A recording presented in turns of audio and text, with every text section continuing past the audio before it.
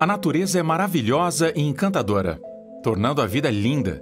No entanto, às vezes a natureza se torna um inimigo, destruindo a vida e a propriedade. Especialistas alertaram para tempestades e enchentes iminentes nos Estados Unidos, que podem afetar uma grande porcentagem da população. Onde essas tempestades e enchentes vão acontecer e quão ruins elas vão ficar? Fique atento e veja os cientistas dizerem que a tempestade vai matar milhões de americanos. Quando foi a última vez que você dançou com a chuva? A idade adulta, para a maioria das pessoas, significa que você não pode se entregar aos prazeres tão simples. No entanto, e quando a água está em toda parte e não pode ser evitada, graças a uma tempestade ou inundação? Os californianos podem querer prestar atenção aqui, pois houve previsões de mega tempestades iminentes que podem mudar toda a paisagem do estado. A Califórnia não é nova em desastres naturais sérios como grandes tempestades e enchentes. 160 anos atrás, a maior inundação da história moderna dizimou a Califórnia, matando 4.000 pessoas, destruindo 1/3 de todas as propriedades e afogando ou matando à fome 1/4 do gado de 800.000 cabeças de gado do estado. A Califórnia foi à falência tão completamente que seu governador, legislador e funcionários do estado não receberam um salário durante 18 meses. O sistema telegráfico recentemente instalado falhou, com apenas a parte superior de seus postes visíveis sob os pés da água, e as estradas estavam intransitáveis. E se você pensa que os problemas da cadeia de suprimentos de hoje são ruins, os ovos chegaram a custar nessa época $3 a dúzia, ou $79 no dinheiro de hoje. O desastre começou com uma tempestade de neve na serra. No início de dezembro de 1861, as montanhas do leste da Califórnia receberam até 15 pés de neve. O resultado, de acordo com pesquisadores da National Oceanic and Atmospheric Administration, foi uma série de rios atmosféricos. Os rios atmosféricos são regiões relativamente longas e estreitas na atmosfera, como os rios no céu, que transportam a maior parte do vapor de água. Alternativamente, você pode pensar em um rio atmosférico como uma mangueira de incêndio que funciona à umidade do Pacífico tropical em direção à Califórnia. Eles vieram por 40 dias, trazendo chuva quente e ventos fortes. À medida que a água jorrava rio abaixo, toda a neve fresca da serra derreteu, transformando riachos congelados em rios furiosos. As cidades de Sierra foram as primeiras a serem atingidas pelo desastre. As enchentes agitadas devoravam tudo à vista, enquanto os rios transbordavam em suas margens.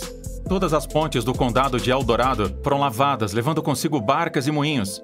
Várias cidades simplesmente desapareceram. Os imigrantes chineses já eram forçados a viver nas favelas, foram desproporcionalmente afetados também. Comunidades inteiras foram afogadas em minutos. É de se notar a reação ao trabalho dos imigrantes chineses na mídia controlada pelos brancos. Embora o comentário abaixo, feito pelo The Folsom Telegraph, tenha sido extremamente desagradável, ele mostra o número de vítimas sofridas pela comunidade chinesa como resultado da tempestade. O jornal brincou. O The Folsom Telegraph acha que aqueles jornalistas que centraram muitas de suas energias contra a imigração chinesa deveriam ficar chocados com a superioridade da água sobre seu espírito em diminuir o incômodo chinês. Brincou o jornal. Pois não é de se duvidar que 2 ou 3 mil chineses pereceram na Califórnia desde o início atual da estação chuvosa. E depois de semanas de chuva, a terra não podia absorver mais. A água, então, começou a acumular em cada superfície, destruindo estradas, infiltrando-se em casas e sufocando a flora e a fauna. Sacramento até o Vale San Joaquim, um trecho de 300 milhas de extensão por 20 milhas de largura, estava completamente submerso. As inundações atingiram até 30 pés no Vale Central. Em Sacramento, a situação não era melhor. A cidade também não era estranha às inundações.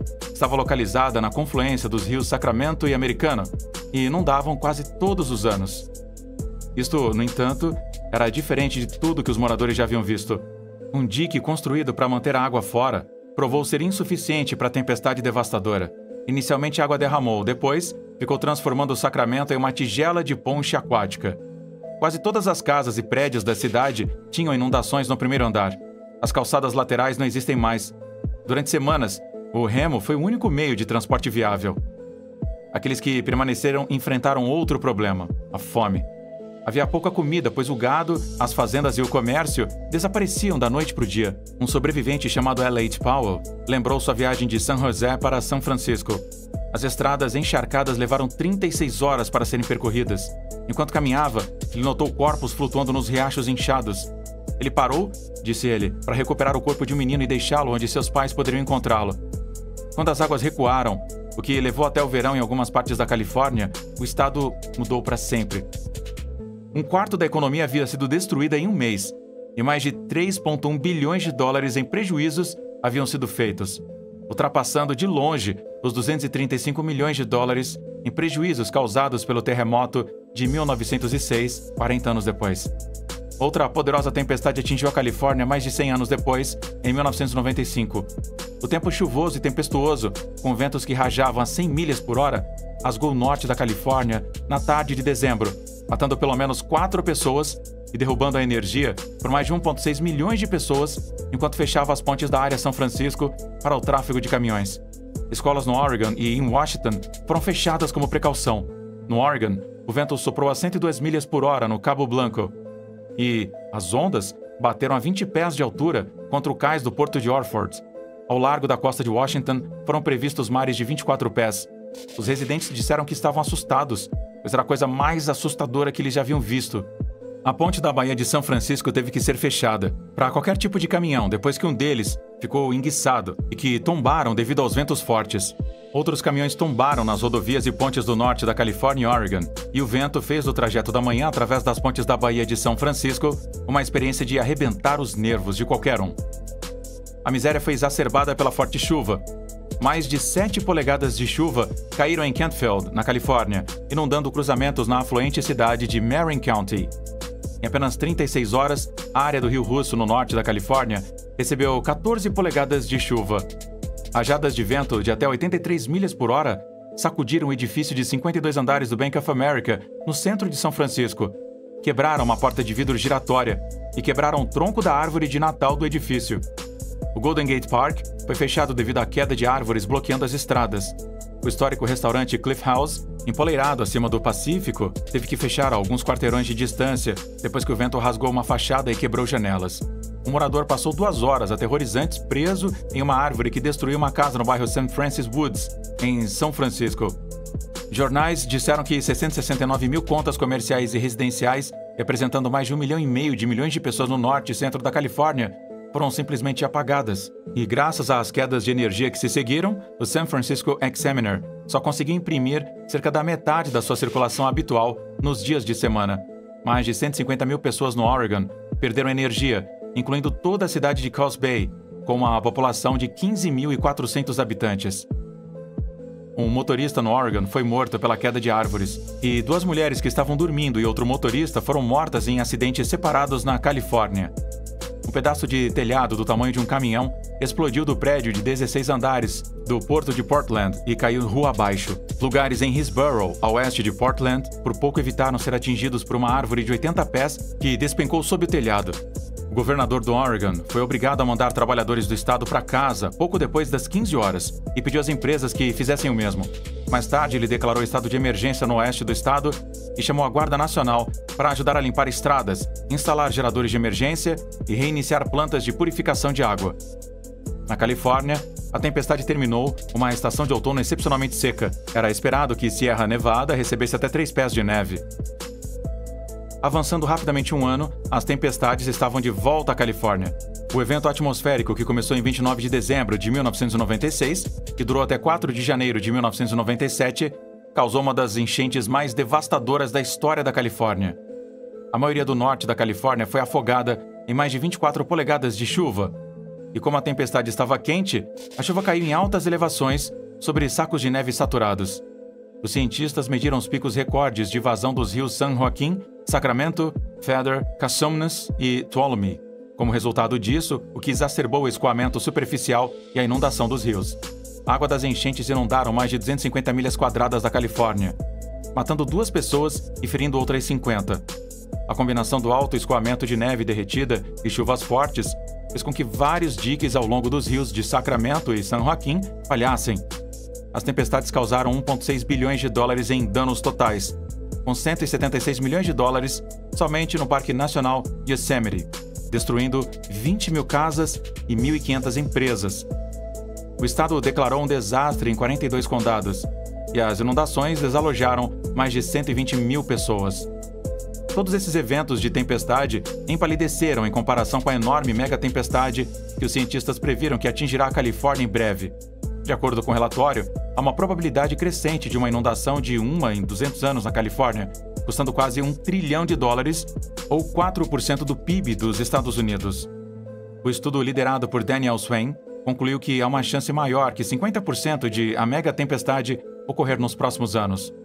O fracasso da represa Whittier Narrows, no rio St. Gabriel, na área metropolitana de Los Angeles, que poderia inundar até 1 milhão de pessoas, é um exemplo dramático do tipo de dano que tal tempestade poderia potencialmente causar.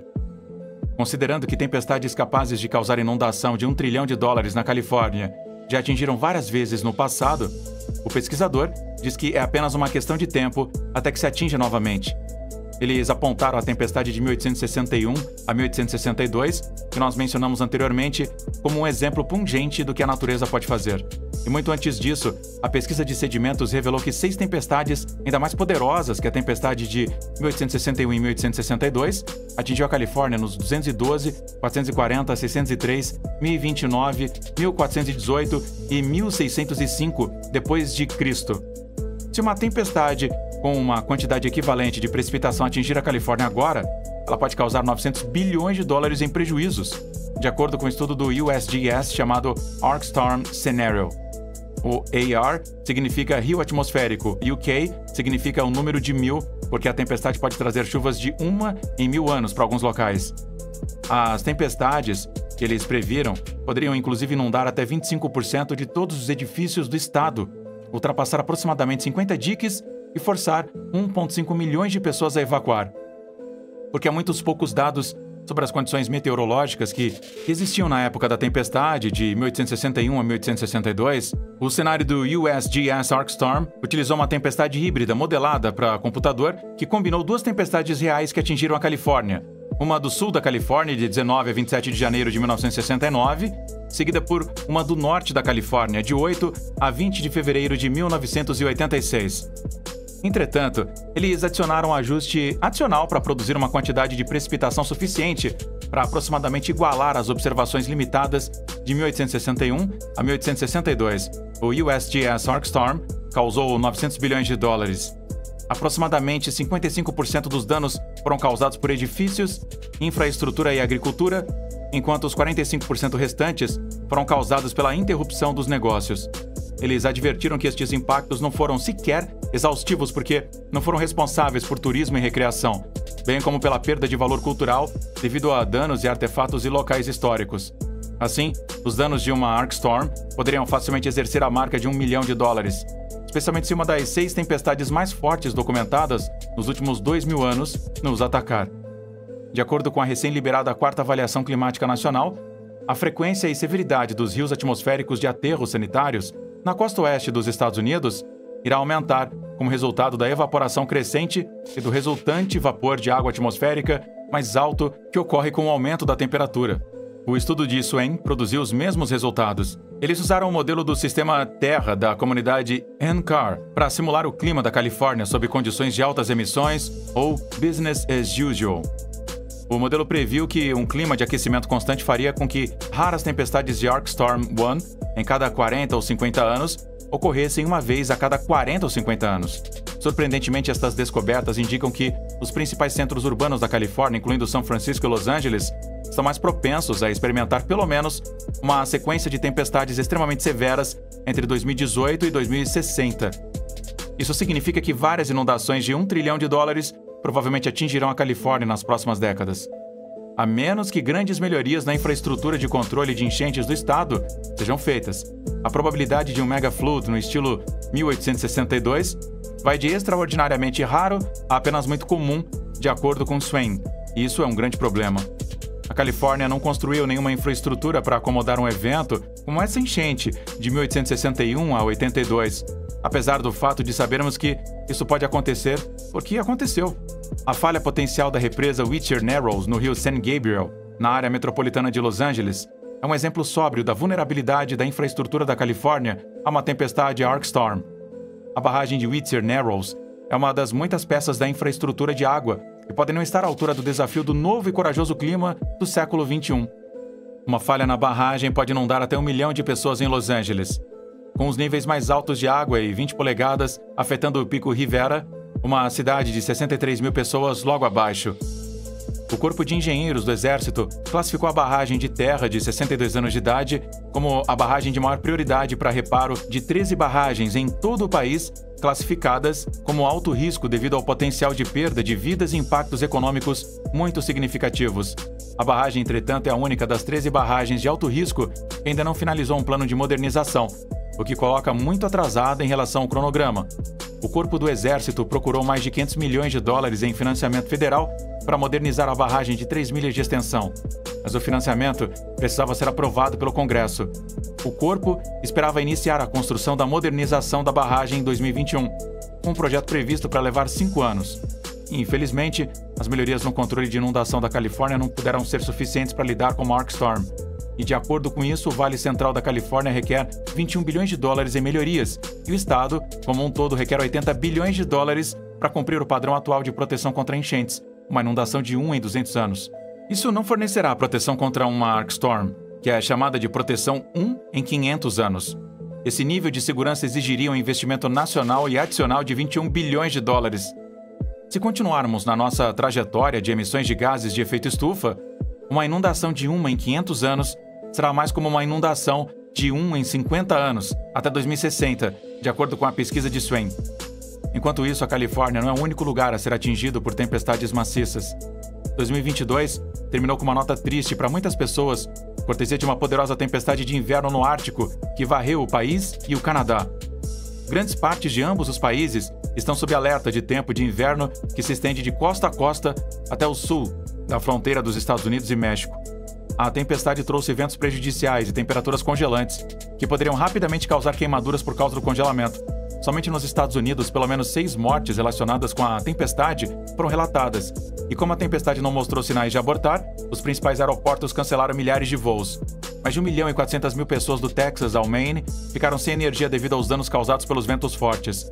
Também houve relatos de falhas de energia no Canadá, afetando 317.900 pessoas nas províncias de Quebec e Ontário. A tempestade foi tão severa que, de acordo com o US National Weather Service, mais de 200 milhões de pessoas, ou aproximadamente 60% da população dos Estados Unidos, foram colocadas sob alguma forma de consultoria meteorológica de inverno. Grande parte do Canadá também estava sob extrema previsão de frio e tempestades de inverno, desde a Colômbia Britânica até Newfoundland. Vários conselhos escolares de Ontário, incluindo Toronto, foram forçados a cancelar as aulas. A tempestade trouxe o Natal mais frio das últimas décadas. O Serviço Nacional de Meteorologia, NWS, diz que temperaturas de menos de 50 Fahrenheit, ou menos 45 graus Celsius, e até menos 70 Fahrenheit eram possíveis. Nos Estados Unidos, o clima severo estava ligado a várias mortes. Devido às más condições das estradas, 3 acidentes de carro fatais foram relatados no Kansas. Pelo menos 3 outros morreram no Kentucky. 2 morreram em acidentes de carro e outra pessoa descrita como insegura em termos de moradia. Em Fort Worth, Texas, um desabrigado morreu depois de ser descoberto lá fora no frio amargo. A massa de ar do Ártico cobriu El Paso, no Texas, com fortes rajadas de vento e temperaturas tão baixas quanto 15 graus Fahrenheit ou menos 9,4 graus Celsius, onde recém-chegados migrantes indocumentados estavam dormindo nas ruas da cidade. Meteorologistas rotularam a tempestade de inverno como um ciclone-bomba, que é um termo usado para descrever uma tempestade explosiva que se intensifica rapidamente com sua pressão central de ar caindo pelo menos 24 milibares em 24 horas. A tempestade, que começou no Noroeste Pacífico na terça-feira, foi descrita pela NWS como um evento meteorológico de inverno, uma vez na geração, com mais de 100 registros diários de temperatura fria potencialmente amarrados ou quebrados nos próximos dias. Até a Flórida, que é conhecida por seu calor, teve seu Natal mais frio em 30 anos. Cheyenne, Wyoming, estabeleceu um recorde para a maior queda de temperatura de uma hora, caindo de 43 graus Fahrenheit para 3 graus Fahrenheit em apenas 3 minutos. As temperaturas no estado ocidental caíram tão baixo quanto 35 graus Fahrenheit negativos. Quase uma dúzia de recordes de temperatura baixa também foram estabelecidos no vizinho Montana. Um aviso de tempestade de inverno esteve em vigor em Chicago por vários dias, cobrindo a cidade com vários centímetros de neve e ventos de até 50 milhas por hora ou 80 quilômetros por hora. As temperaturas começaram a cair em Columbus, Ohio, Nova York e Washington, D.C. e atingiram um mínimo de cerca de 10 graus Fahrenheit à noite. Grande parte de Ontário e partes do Quebec suportaram o peso da neve pesada, ventos fortes e chuva gelada no Canadá. vários estados americanos, incluindo Nova York, Virgínia Ocidental, Kentucky, Geórgia, Carolina do Norte e Oklahoma, tiveram que declarar estado de emergência, enquanto Wisconsin declarou estado de emergência energética. Algumas rodovias interestaduais, incluindo as do oeste de Nova York e de Dakota do Sul, foram fechadas devido a condições de condução perigosas. A tempestade inundou parte da costa leste dos Estados Unidos, fechando os serviços ferroviários na Long Island Railroad, enquanto o Lago Ontario, na fronteira Estados Unidos-Canadá, viu ondas de até 37 pés. O governador de Ohio, Mike DeWine, descreveu o clima como uma situação incomum e perigosa, especialmente quando as pessoas viajam para estar com entes queridos durante as férias. A tempestade causou estragos do Colorado ao Kansas e ao Wyoming, assim como mais ao norte de Minnesota. Em apenas 12 horas, a patrulha rodoviária de Wyoming recebeu 787 chamadas de socorro e registrou 104 colisões. Os cientistas prevêem que as enchentes nos Estados Unidos serão ainda piores graças às mudanças climáticas. As enchentes, como outros desastres naturais, são complicadas por uma série de fatores concorrentes que podem influenciar sua frequência e intensidade de formas opostas. A mudança climática, que está exacerbando a precipitação extrema em muitas tempestades, está se tornando um fator cada vez mais importante. Precipitação, neve, topografia e umidade do solo são todos os fatores importantes no desenvolvimento das enchentes. Alguns fatores podem ser mais importantes do que outros, dependendo do tipo de inundação. Uma inundação fluvial é chamada assim quando ocorre um rio, riacho ou lago que transborda com água, geralmente como resultado de chuvas fortes ou neve que derrete rapidamente. Uma inundação costeira ocorre quando áreas de terra próximas à costa são inundadas pela água, geralmente como resultado de uma severa tempestade que colide com marés altas. As enchentes também podem ocorrer em áreas onde não há corpos de água nas proximidades. Inundações repentinas, em particular, podem se formar em qualquer lugar onde haja chuvas fortes em um curto período de tempo. As inundações são medidas usando uma variedade de métricas, incluindo a altura do estágio, que é a altura da água de um rio, em relação a um ponto específico, e a vazão, que é a quantidade de água que passa por um local específico durante o período de tempo.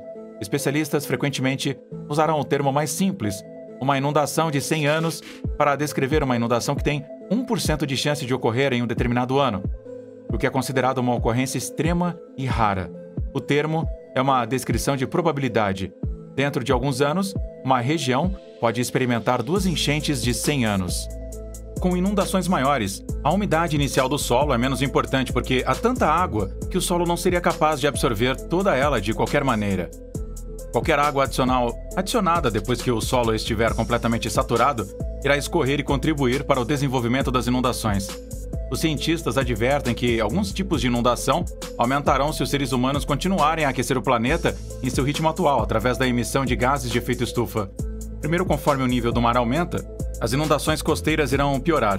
Geleiras e camadas de gelo derretidas adicionam volume ao oceano, e conforme aquece, a água se expande. Segundo, à medida que ocorrem eventos de precipitação mais extremos, as enchentes repentinas se tornarão mais comuns. Temperaturas mais quentes aumentam a evaporação, liberando mais umidade para a atmosfera à medida que chove ou neva. Os pesquisadores também preveem que, à medida que o clima aquece, as inundações repentinas se tornarão mais rápidas, o que significa que o seu tempo se tornará mais curto enquanto sua magnitude vai aumentar. Inundações mais visíveis podem ser mais perigosas e destrutivas. Em uma cascata mortal de desastres climáticos, as inundações repentinas podem seguir-se cada vez a incêndios florestais catastróficos. Como incêndios destroem florestas e outra vegetação, o solo se torna mais fraco e menos permeável. Chuva forte em terra queimada não é absorvida pela superfície tão efetivamente como antes. E mesmo que possa parecer contraintuitivo, ver ambos os extremos, muito fogo e muita água na mesma região, é provável que a visão se torne mais comum, particularmente no oeste americano. Isso é diferente da outra previsão de perigo nos Estados Unidos: um aumento de inundação repentina. De acordo com um estudo publicado na revista Communications, Earth and Environment em abril do ano passado, áreas em todo o país experimentarão mais frequentes e mais severas inundações repentinas até o final do século, se as emissões de gases de efeito estufa continuarem sem diminuir. Os casos recentes de enchentes repentinas foram fatais. O rápido aumento das enchentes no leste do Kentucky matou pelo menos 38 pessoas neste verão, deixando inúmeras outras para reconstruir casas e cidades totalmente destruídas. Mais de 50 pessoas morreram no Nordeste em setembro de 2021, depois que os remanescentes do furacão Ida despejaram quantidades sem precedentes de água em questão de horas. Pessoas se afogaram em apartamentos de porão e foram varridas em seus carros como resultado do dilúvio. A pesquisa mostra que no futuro, as tempestades vão ficar mais intensas e os americanos vão ter um impacto maior com esses eventos. As enchentes repentinas, ao contrário das enchentes de rios ou oceanos, não requerem um corpo de água para transbordar. Ao invés disso, as inundações repentinas ocorrem quando simplesmente há água demais para o solo absorver. A quantidade de chuva que cai e como a geologia e topografia da superfície lidam com o escoamento determina se uma inundação repentina ocorre ou não. Como os solos permeáveis absorvem mais água em um período de tempo mais curto, eles reduzem a probabilidade de uma inundação repentina. As áreas íngremes, como solos rasos, bem como áreas recentemente queimadas, são pobres em absorver água. Sem vegetação, o solo em áreas queimadas absorverá menos água, resultando em um aumento de escoamento superficial. Os pesquisadores usaram o modelo de paisagem americana, que levou estes fatores em consideração e sobrepôs com um futuro modelo climático de fim do século que assume que as emissões de gases de efeito estufa não são reduzidas para estudar o risco de futuras inundações repentinas. Espera-se que o clima aqueça significativamente em tal cenário, o que poderia ter dois efeitos opostos sobre o risco de inundação repentina. O estudo previu que as inundações nos Estados Unidos se tornariam 7,9% mais visíveis até o final do século. Eles previram que as enchentes no sudoeste dos Estados Unidos se tornariam 10,5% mais visíveis, e as enchentes no centro dos Estados Unidos se tornariam 8,6% mais visíveis. Vamos ouvir o que você pensa sobre desastres naturais na seção de comentários abaixo. Deixe seu like e se inscreva aqui no canal.